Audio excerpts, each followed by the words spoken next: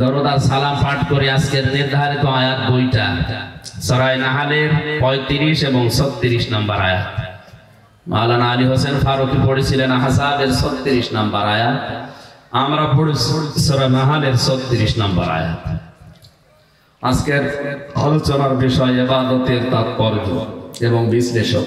আসলে ইবাদত আমাদের হচ্ছে কিনা আর ইবাদত করার জন্য আল্লাহ আমাদেরকে বানিয়েছে, এটা আমরা সেই ছোটবেলা থেকে শুনছি। কি বলে? আমা খালাকতুল জিন্না ওয়াল ইনসা ইল্লা লিয়াবুদুন।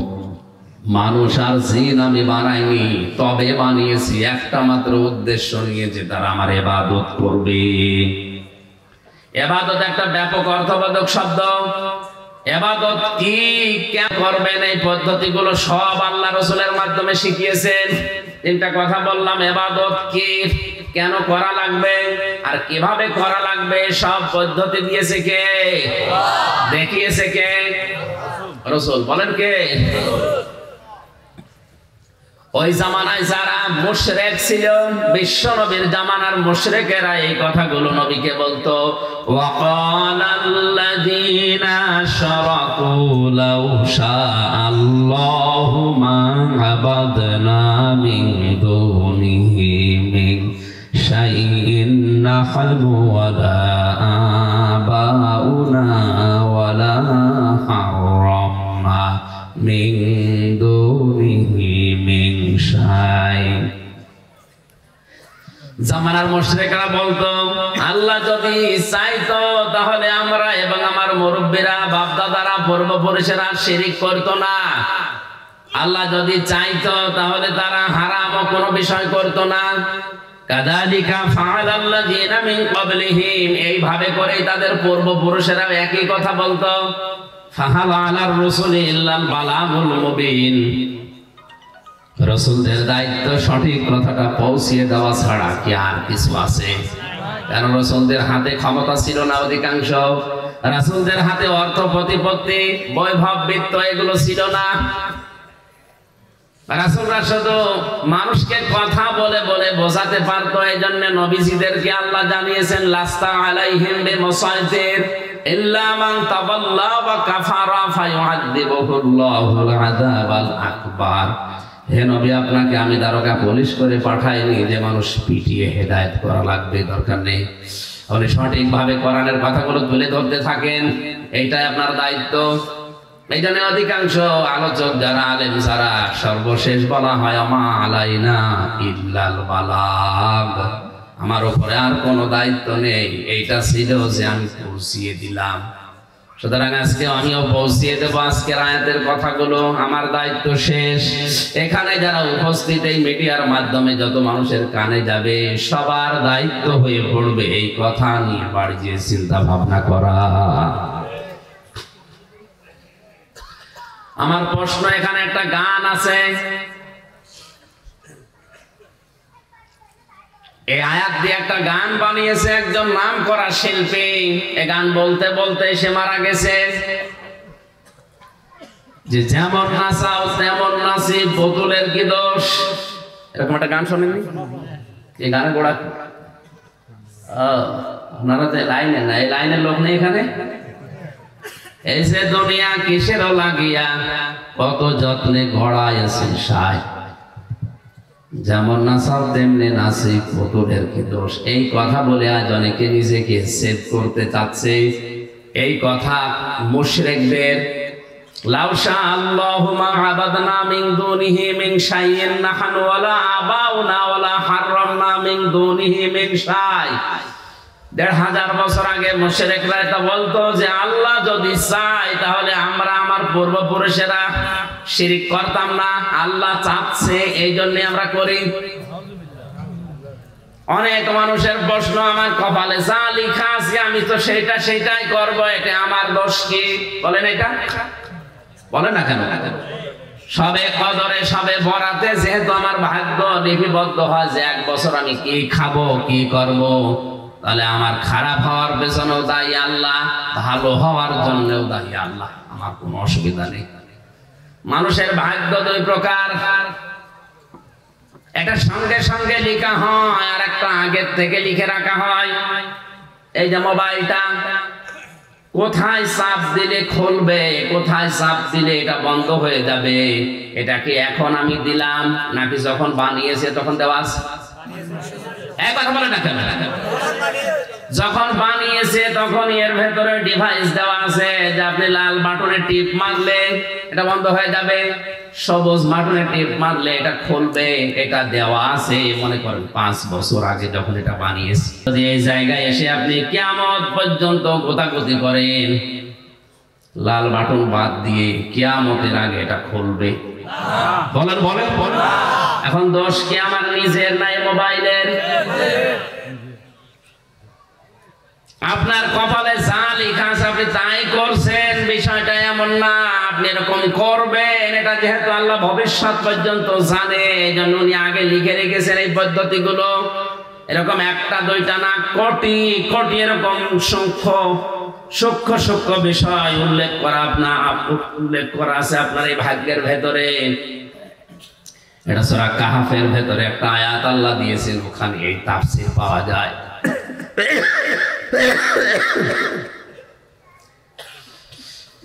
কক্সবাজারবাসী একটু খেয়াল করে শোনেন, আমরা বাস্তবে যেটা মনে করছি, মুশরিকরা যেটা বলতো আমরা ওটা বলে পার পেয়ে যাবো। ওই গান লিখেছে যে ও তো এই কথার দিকে তাকিয়ে লিখেছে যে আমার তো কোনো দোষ নেই।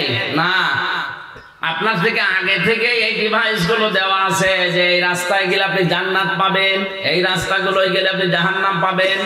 এটা আগে থেকে লিখে দিয়ে কিতাব আকারে আল্লাহ আমাদের আরো বেশি দয়া করে পাঠিয়ে দিয়েছেন কোরআন। প্রশ্নপত্রে হাতে পাওয়ার পরেও যদি কোনো মানুষ ফেল করে, এ দোষ আল্লাহর না ওর কপালের। আল্লাহ রাব্বুল আলামিন বলেন রাসূলদের দায়িত্ব শুধু ছিল পৌঁছিয়ে দেওয়া সঠিক, তাছাড়া তাদের আর দায়িত্ব ছিল না, কারণ তাদের হাতে ক্ষমতা নেই, বিত্ত বৈভব টাকা পয়সার মালিক তারা বেশি ছিল না।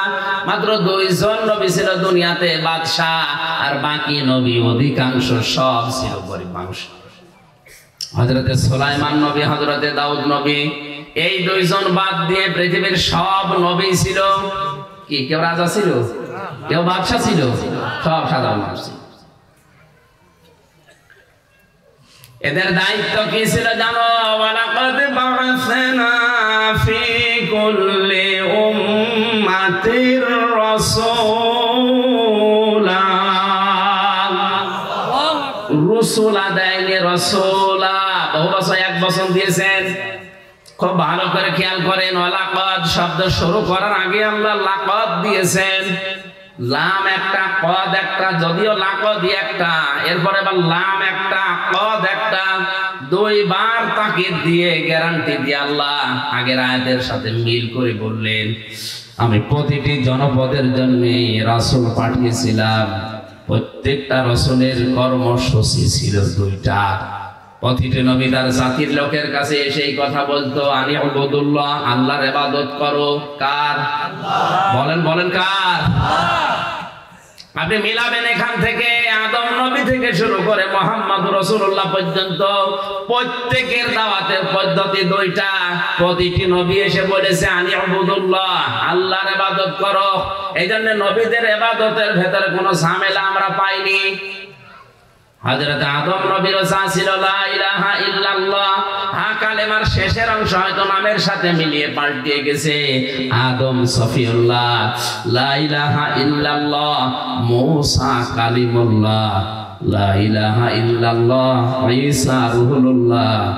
আমাদের ক্ষেত্রে আছে লা ইলাহা ইল্লাল্লাহ মুহাম্মাদুর। জবান খুলে কালিমা পড়েন, লা ইলাহা ইল্লাল্লাহ মুহাম্মাদুর রাসূলুল্লাহ। এবার বলেন, হযরতে আদম থেকে আমাদের নবী পর্যন্ত লা ইলাহা ইল্লাল্লাহ সব জায়গায় আছে না নেই? কোন নবীর ভেতরে লা ইলাহা ইল্লাল্লাহর বাইরে ছিল? বলেন বলেন। এইজন্য ইবাদতে কোনো ঝামেলা আমরা পাইনি। কিন্তু আজ আমরা শুধু লা ইলাহা ইল্লাল্লাহ এক থাকার পর ইবাদত এখন আর এক নেই। চরমনার ময়দান থেকে যে ইবাদতের নিয়ম আসে আট রশির সাথে মেলে না। এক কথা বলা লাগবে, চরমনার ময়দানের জিকির একরকম, আট রশির জিকির আবার আরেক রকম, ফোরফোরার শরীফের জিকির আবার আরেক রকম, চট্টগ্রামের মরহুম মাওলানা আব্দুল জব্বারের জিকির আরেক রকম, এক একজনের জিকির এক এক রকম। এখন সঠিকটা পাওয়ার জন্য আশা লাগবে কার কাছে? কোরআনে কারীম জানিয়েছে জিকির করার পদ্ধতি চারটা। কয়টা? শব্দ চারটা। কয়টা? আপনি যদি জিকির করেন ইবাদত হিসাবে, জিকির কিন্তু একটা ইবাদত। জিকির কি? ইবাদত হিসাবে করলে অবশ্যই নবীজি তার জীবনে এটা করেছে না করে নাই? নবীজির এই 63 বছরের জীবনে 23 বছর যেটা নবুয়তের জিন্দেগি, অবশ্যই তিনি জিকির করেছেন, না তো কোরআনে থাকতো না। এই কথা বলা লাগবে। জিকির উনি করেছেন কয়টা শব্দ দিয়ে? চারটা। বলেন কয়টা? পদ্ধতি ছিল চারটা। কয়টা? আল্লাহ রাব্বুল আলামিন বলেন আযকুর রাব্বাকা ফি নাফসিকা তাদাররুআন ওয়া খাইফাতান ওয়া দুনাল জাহরি মিনাল কাওলি বিল গুদুবি ওয়াল আসাল।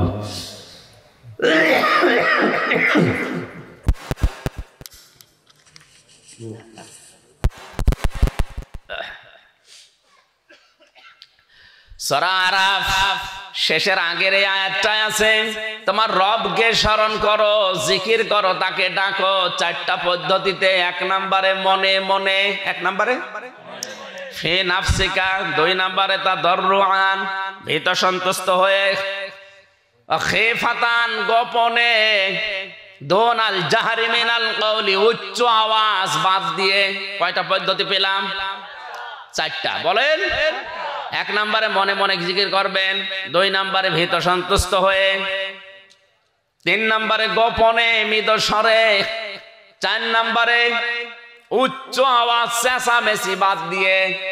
তাহলে সারা বাংলাদেশের 48,000 দরবার এখন, এর চাইতে বেশি এখন। আমি তো 3 বছর জেলে ছিলাম, আমি জানি না। এর আগের জরিপ বলছি 20 সালের, 48,000 পীর এখানে এই দেশে। এতগুলো দরবার আছে। বলেন বলেন, এই দরবার গুলোতে গেলে প্রথমে যে ইবাদত দেয় তার নাম কি? জিকির। কি দেয়? এটা যেহেতু ইবাদত, জিকির দিয়ে দিচ্ছে। এই চারটা শব্দের সাথে মিলানো লাগবে। সুবহানাল্লাহ, আলহামদুলিল্লাহ, লা ইলাহা ইল্লাল্লাহ, আল্লাহু আকবার, এই চারটা। জিকিরের এই চারটা শব্দ বাদ দিয়ে যা আছে ওগুলো দোয়া দরুদ, ওগুলো জিকির ইবাদত হিসাবে করলে। শব্দ ছিল নবীজির এই চারটা, সিস্টেম বা পদ্ধতি ছিল কয়টা? যেই দরবারে যাবেন, আমি নিষেধ করছি না, এই চারটা শব্দ দিয়ে জিকির দেয়, আর এই চারটা নিয়মে যদি করতে বলে, এমন ভাবে জিকির আরম্ভ করেছে ফজরের আজানের আগে এলাকার অসুস্থ মানুষের ঘুম ভেঙে যায়। আপনার এই নফল ইবাদত করতে গিয়ে যদি কোনো মানুষের ঘুমের ডিস্টার্ব হয়, বিঘ্ন হয়, তাহলে আপনি শেষে সওয়াবের পরিবর্তে আরো গুনাহ হয়ে যাবে। ইবাদত প্রত্যেকটি নবী এসে জানিয়েছে আনি ইবাদুল্লাহ, আল্লাহর ইবাদত করো। এখানে শব্দের দিকে তাকান, আনি ইবাদুল্লাহ হা আছে, আনি ইবাদুল্লাহ হু যদি কেউ বলে আল্লাহ আমাদের ইবাদত করেন, ইবাদত করা লাগবে আমাদের না আল্লাহর। বলেন বলেন, ইবাদত কি? দ্বিতীয় নম্বর বলেছে অজিতানিবুত তাগুত, আর তাগুত ছেড়ে দাও। তাগুতের অর্থ আবার চারটা, আমরা সামনে যাব ইনশাআল্লাহ। প্রতিটি নবী যখন বললেন যে আল্লাহর ইবাদত করো, তাহলে আল্লাহর ইবাদতটা কি? ইবাদত প্রধানত আমাদের এই মানব জীবনে 9টা। কয়টা? 9 প্রকার। আমি 9 শ্রেণীতে ভাগ করে পেয়েছি কোরআনে কারিমে এবং হাদিসে। এক নম্বরে মানুষ যদি ইবাদত আরম্ভ করে, তার ব্যক্তিগত জীবন থেকে শুরু করা লাগবে। ব্যক্তিগত জীবনের ইবাদত কি? একটু এই মাসলাটা একটু খেয়াল করবেন, হ্যাঁ, যারা আলেম আছেন তারা। এইদিকে তাকা। আমার এই 33 বছর বয়স, আমি যত ভালো ভালো কাজ দুনিয়ায় করেছি, নামাজ, রোজা, হজ, যাকাত, মানুষকে দান সাদকা করা, যত ভালো কাজ দুনিয়ায় করেছি, পাপের কাজগুলো নয় বাদ দিলাম, ভালো কাজ আমি যতটুকুই করলাম এই 33 বছর বয়স পর্যন্ত, এটা আল্লাহর দরবারে কবুল হয়েছে কিনা এটা বোঝা যাবে। 100% বোঝা যাবে। হাদিস তিরমিজি শরীফ, নবীজি বলেন মানুষের ইবাদত বন্দেগী কবুল হয়েছে কিনা বুঝতে পারবে তখন যখন দেখবে ওই লোকটা মানুষের সাথে আচরণ কেমন করে। মানুষের সাথে যদিও হাসি মুখে কথা বলে, ওয়াকুলু লিন্নাসি হুসনা, মানুষের সাথে হাসি মুখে কথা বলাও ইবাদত। আর এগুলো যখন আল্লাহ দেখে তখন আস্তে আস্তে জাহান্নামের কাজ থেকে ওকে সরিয়ে জান্নাতের কাজের দিকে এগিয়ে দেয়। এটা কোরআনে নেই। কোথায় আছে? আবেগে বলছেন আপনি? হ্যাঁ আছে, উনি হয়তো জানে না। সূরা আলে ইমরান 4 নাম্বার পারা 13 নাম্বার পৃষ্ঠার 12 নাম্বার লাইনে 185 নাম্বার আয়াতে আছে, মাঝের অংশে আছে ফামান যুহজিহা আনিন নারি ওয়া উদখিলাল জান্নাতা ফাকাদ ফাজ। আল্লাহ পাক বলেন ওই লোকটার জীবন সফল যাকে আমি আল্লাহ আস্তে আস্তে করে জাহান্নামের কাজগুলো থেকে সরিয়ে সরিয়ে জান্নাতের কাজের দিকে ঠেলে দেয়। এ তৌফিক সবার হয় না। যাদের জীবনের ইবাদত বন্দেগী আল্লাহর কাছে কবুল হয় তাদেরকে আল্লাহ এই রাস্তা থেকে সরিয়ে সরিয়ে জান্নাতের কাজগুলো করার তৌফিক দেন। জোরে বলেন আল্লাহু আকবার। কাদের জীবনে এমন হচ্ছে আমি জানি না। তাহলে ব্যক্তিগত জীবনের ইবাদতগুলো আমাদের ঠিক করা দরকার। কথা থেকে শুরু, এমন কোন কথা মানুষের সামনে বলা যাবে না যে কথা বললে মানুষের অন্তরে দুঃখ লাগে। আর আমরা দুঃখ না, মানুষের অন্তর চিরে ফেটে মরে যাক তারপরও কথা আমার বলাই লাগবে। এক একটা শব্দের ভেতরে লক্ষ লক্ষ কথা লুকিয়ে আছে। আমার সময় দিয়েছে মাত্র 1 ঘন্টা 10 মিনিট, এই জন্য খুব তাড়াতাড়ি করছি। দ্বিতীয় নম্বরের মানুষের ইবাদত হচ্ছে তার পারিবারিক জীবনে। কোন জীবনে? পারিবারিক জীবনের সবচাইতে বেশি হকদার আপনার কাছে আপনার মা, এরপরে মা, এরপরে মা, এরপরে বাবা, এরপরে স্ত্রী। এইদিকে তাকান, কয়বার বলেছি মার কথা? পরপর 3 বার মায়ের কথা দেওয়ার পরে 4র্থ নম্বরে বাবা, এরপরে আছে আপনার স্ত্রী, ভালো ব্যবহার পাওয়ার ক্ষেত্রে এদের তালিকা, এরপরে সন্তানাদি, এরপরে আপনার পরিবারস্থ লোকগুলো, এরপরে আপনার প্রতিবেশী, এরপরে আস্তে আস্তে তামাম দুনিয়া। এই সিরিয়ালটা মনে হয় আমি বানালাম।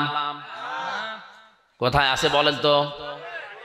সূরা বাকারা 2 নাম্বার পারার 12 নাম্বার পৃষ্ঠার 12-13 নাম্বার লাইনে আছে, 214-15 নম্বর আয়াত। ইয়াসআলুনাকা মাযা ইউনফিকুনা কুল মা আনফাকতুম মিন খায়রিন ফালিল ওয়ালিদাইনি ওয়াল আকরাবিন ইলা আখিরি আয়াত। আল্লাহ পাক বলেন, হে নবী, মানুষ যদি আপনাকে জিজ্ঞাসা করে যে টাকা পয়সা আমি এখন কামাই করা শিখেছি, উপায় করতে পারি, এ টাকা পয়সা খরচ করব কোথায়? আপনি বলেন ভালো ভালো কাজে খরচ করবা, ভালো কাজে ব্যয় করবা। দুনিয়াতে আর যত ভালো কাজ, তার 1 নাম্বার ভালো কাজ মা বাবার জন্য ব্যয় করা। কার জন্য? বলেন বলেন। কোন মানুষ যদি মায়ের জন্য বাবার জন্য 1 আঁটি পানও কিনে দেয়, তাও মনে করবেন ওটা আল্লাহর রাস্তায় সাদকা করলাম। সুবহানাল্লাহ বলে। মায়ের জন্য কেউ যদি একটা স্যান্ডেল কিনে দেয়, ওইটাও আল্লাহর রাস্তায় সাদকা করার সওয়াব হয়। মা বাবার নাম দেওয়ার পরে আল্লাহ দিয়েছেন আল আকরাবিন, নিকট আত্মীয় যারা আছে। এই দুনিয়ায় সবচাইতে বেশি নিকটে থাকে মানুষের জন্য তার স্ত্রী। বলেন বলেন। স্ত্রীর চাইতে কাছাকাছি কেউ থাকে? তাহলে 2য় নম্বরে নাম স্ত্রীর। মার বাবা যেহেতু একসাথে, এরপরে 3 নম্বরে স্ত্রী, এরপরে আরো নিকটে থাকে স্ত্রীর পরে যেটা তারা সন্তানাদি, এরপরে সন্তানের পরে ভাই, ফুফু, চাচা, এগুলো, এরপরে প্রতিবেশী, এরপরে আশপাশের লোকগুলো, এরপরে দুনিয়ার মানুষ যান। খরচ করার যে তালিকা আল্লাহ দিল, এই তালিকা আজ বাংলাদেশ, ভারত আর পাকিস্তান ভুলে গেছে। বাংলার মুসলমানেরা আল্লাহর দেওয়া তালিকা বাদ দিয়ে মা বাবা, স্ত্রী, সন্তান, নিজের নিকটস্থ লোক, আত্মীয়, প্রতিবেশী এগুলো বাদ দিয়ে একবারে আপনি যদি সিলেটে চলে যান, ওটা কিয়ামতের আগে কবুল হবে? অধিকাংশ মানুষ তো তাই করে। এই শীতে মায়ের খবর নেই, বাবার খবর নেই, স্ত্রীর জন্য খরচ নেই, সন্তানের জন্য নেই, উনি দোয়া চাওয়ার জন্য চলে যাচ্ছে সিলেটে আর বরিশালে।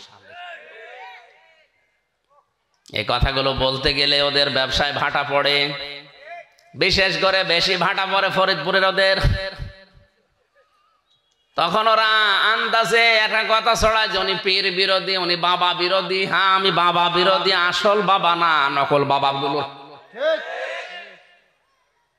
আল্লাহর কসম, কোরআন আমার সামনে আছে, আল্লাহর এই তালিকা বাদ দিয়ে কেউ যদি বরিশালে, কেউ যদি সিলেটে, চট্টগ্রামে এদেরকে খাওয়াতে যায়, ওদের খাওয়ানো আর ছাগল খাওয়ানো সমান কি? ওদের না খাওয়িয়ে ছাগল খাওয়ানো ভালো, কারণ ছাগল জবাই করলে গোশত পাওয়া যাবে, আর ওদের এমন এমন শরীর, জবাই করলে গোশত খাওয়া। অধিকাংশ পীর নামে কলঙ্ক, এত বড় বড় পেট, মহিলারা লজ্জা পায়। আল্লাহ, ছেলে মেয়ে হয় আমাদের আর পেট হয়। কি ভড়ি বানিয়ে, এত বড় বড় ভড়ি হয়, ও কোন মারা যায় ভড়ির উপরে, আওয়াজ হয় ফটফট করে। দুইটা জিনিস বাদ দিলে ওর কিচ্ছু নেই, একটা জহব্বা আর পেট, এই দুইটা বাদ দিয়ে দেন, কিচ্ছু থাকে না। দুনিয়াতে যত নবী আল্লাহ পাঠিয়েছিলেন, যত ওলি আল্লাহ আমরা নাম শুনি, প্রত্যেকটা নবীর, প্রত্যেকটা ওলি আল্লাহদের পেট ছিল ছোট, বুক ছিল বড়। আর আমরা এমন ওলি, বুক খুঁজে পাওয়া যাচ্ছে না, শুধু পেট। ওলাকলি করতে গিয়ে আপনি পাবেন না, ধাক্কা লাগবে পেটের সাথে।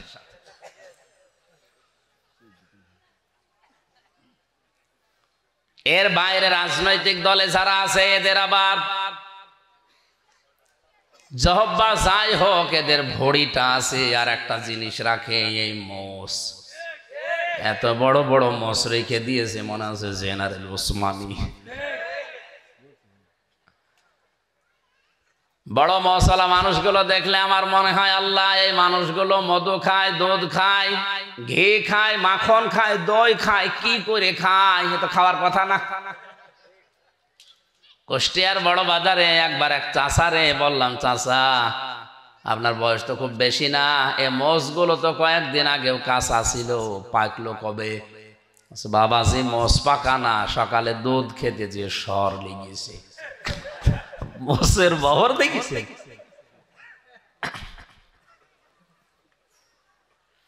খরচের তালিকাটা সূরা বাকারা থেকে আপনি নেবেন। পারিবারিক জীবনের ইবাদতেও হাজার হাজার কথা আল্লাহ দিয়েছেন। 3 নম্বরে আমরা পাই সামাজিক জীবনের ইবাদত। সমাজ যে একটা ইবাদতের জায়গা, এটা আজ আমরা ভুলেই গেছি। জাহান্নামে যাওয়ার যতগুলো কারণ আমি কোরআনে পেয়েছি, উল্লেখযোগ্য 4টা। তার 2 নম্বরেই অলাম না কুনুতিমুল মিসকিন, যারা এতিম মিসকিনদের খাবার দেয় না, খোঁজ খবর রাখে না, দারিদ্র মুক্ত সমাজ গঠনের জন্য ভূমিকা পালন করে না, এরা নামাজ পড়, এরা মুসলমান দাবি করলেও জাহান্নামে যাবে। আব্দুল্লাহ বিন মুবারকের সামাজিক জীবনের ইবাদত লক্ষ্য করেন। এত বড় আলেম, যার নাম এখানে এমন কেউ নেই জানে না। উনি হজে যাওয়ার জন্য টাকা জোগাড় করলেন, বেডিং খাতা বেঁধে যাবেন, হঠাৎ করে দেখেন তার ছোট্ট একটা ছেলে, 8, 9, 10 বছর বয়স হবে, কাঁদতেছে। ডাক দিয়ে বলে, বাবা কাঁদো কেন? ছেলেটা বলে, আব্বা, আমি ওই পাড়ায় গিয়েছিলাম, যে দেখি ওরা গোশত রান্না করছে, আমি চাইলাম, আমারে দিল না, আমার ঘাড়ে ধাক্কা দিয়ে তাড়িয়ে দিল, আমার মনে দুঃখ লেগেছে, এই জন্য আমি কাঁদছি। আব্দুল্লাহ বিন মুবারক সন্তানের কান্না থামানোর জন্য নিয়ে গেলেন ওই লোকটার বাড়িতে। বাড়িতে যে সালাম দিলেন, আসসালামু আলাইকা ইয়া, আসসালামু আলাইকুম ইয়া আহলাল বাইত। বাড়ির ভেতর থেকে মালিক বেরিয়ে দেখে আব্দুল্লাহ বিন মুবারক দাঁড়ানো। হুজুর, এত বড় আলেম আমার বাড়ির সামনে, চলেন ভেতরে, কি করি আপনার জন্য? উনি বললেন, না, আমার এই সন্তানের কান্না থামানোর জন্য আমি এসেছি। তোমাদের বাড়িতে গোশত রান্না হয়েছে? বলে হ্যাঁ। আমার ছেলেটা এসেছিল? বলে হ্যাঁ। সে এসে? বলে হ্যাঁ। দাও নাই কেন? কথা বলে না। চোখের পানি ফেলে দিয়ে বলে হুজুর দুঃখের কথা বলবো কি, আজ 3 দিন আমার বাড়িতে আগুন জ্বলছিল। আমি ময়দানে গিয়েছিলাম কাজের সন্ধানে, কিন্তু কাজ পাইনি। প্রতিমধ্যে আসার সময় দেখি একটা রাস্তার পাশে মরা গরু পড়ে আছে। জীবন বাঁচানোর তাকিতে চামড়া ছিলে ওই গোশত নিয়ে এসেছি। পরিবারস্থ লোকদের জীবন বাঁচানোর তাকিতে এটা আমরা খাচ্ছিলাম। আমাদের জন্য এটা জায়েজ আছে, কারণ আমাদের উপায় নেই এখন। কিন্তু এই ছেলেটা তো আপনার, আমি চিনি আপনাকে, ছেলেটাও চিনি। আপনি তো সাহেবে মাল, আপনি তো ধনী মানুষ। যাকাত ফিতরায় আপনারা খান না, আরো দেন। এ মরা গরুর মাংস আপনারা খাবেন? এ মরা গরুর গোশত যদি আপনার ছেলেকে না দিয়ে ভুল করে থাকি, মেহেরবানি করে আমারে মাফ করে দেন। আব্দুল্লাহ বিন মুবারক কেঁদে ফেললেন, ডাক দিয়ে বলে আল্লাহর বান্দা, আপনি আমার এলাকায় বাস করেন, এত বড় কষ্টে আছেন, আমি খোঁজ নিতে পারলাম না। কিয়ামতে আমার এই আল্লাহর কাছে আসামির কাঠ গড়ায় দাঁড় করাবেন না? বলেন দাঁড় করাবেন না? বলেন। ওনার হাত চেপে ধরে, পা চেপে ধরে বারবার ওনার কাছ থেকে মাপ চাওয়ার চেষ্টা করে। দৌড় দিয়ে বাড়িতে গিয়ে হজে যাওয়ার টাকাগুলো নিয়ে আসলেন। ব্যাটিং খেতা খুলে ফেলে দিলেন, বললেন যাব না। টাকা পয়সা নিয়ে লোকটার হাতে দিয়ে বলে আল্লাহর বান্দা, আমি নফল হজে যাচ্ছিলাম, কারণ ফরজ হজ আমি এর আগেই করেছি। নফল হজে যাওয়ার আমার আর দরকার নেই। এই টাকাগুলো নেন, পরিবারস্থ লোকদের খাবার কিনে খাওয়ান, বাকি টাকা দিয়ে আপনি ব্যবসা বাণিজ্য করেন, প্রতিষ্ঠিত হন। জীবনে এই টাকা আমারে আর ফেরত দেওয়া লাগবে না, আমি আল্লাহর রাস্তায় আপনাকে দান করে দিলাম। ওই রাতে তাকে স্বপ্ন দেখানো হচ্ছে, আব্দুল্লাহ বিন মুবারক, তোমার যে স্যাক্রিফাইস, তোমার যে দান, এই গরিব বেচারার জন্য তুমি যা করলে, তোমার এই দানটা আল্লাহর দরবারে এত বেশি কবুল হয়েছে। মহান আল্লাহ তোমার এই দানের বদৌলতে এবছরে যত লক্ষ লক্ষ মানুষ হজ করতে এসেছে, সবার হজ কবুল করে নিয়েছে। শুধু নিজে খেয়ে পরে বাঁচবেন, আশপাশের লোকের খবর রাখবেন না, এটার নাম ইবাদত না, এটা সামাজিক জীবনের ইবাদত। ইবাদত বাংলাদেশে হচ্ছে। এরপরে অর্থনৈতিক জীবনের ইবাদত আবার 2 ভাগ, রাজনৈতিক জীবনের ইবাদত প্রায় 27 ভাগ, আন্তর্জাতিক জীবনের ইবাদত আছে, ধর্মীয় জীবনের ইবাদত আছে, সাংস্কৃতিক জীবনের ইবাদত আছে। এক একটা শব্দে কত কথা আল্লাহ কোরআনে লুকিয়ে দিয়েছেন। কিয়ামত পর্যন্ত যদি কেউ আনিবুদুল্লাহ নিয়ে তাফসীর করে, তাও শেষ করার কথা না, এত কথা আয়াতের ভেতরে ছিল। আল্লাহ আমাদেরকে অল্প সময়ের ভেতরে যেই কয়টা ইবাদতের কথা বলেছি, বাস্তবে আমল করার তৌফিক দাও, আমিন। বারাকাল্লাহু লানা ওয়া লাকুম ফিল কোরআনিল আযীম। আপনাদের যদি কোনো কাজ থাকে করেন, আমি ঘাটতি আছে, কালেকশন করা যাবে। এখন কালেকশনে কেউ টাকা দেবে?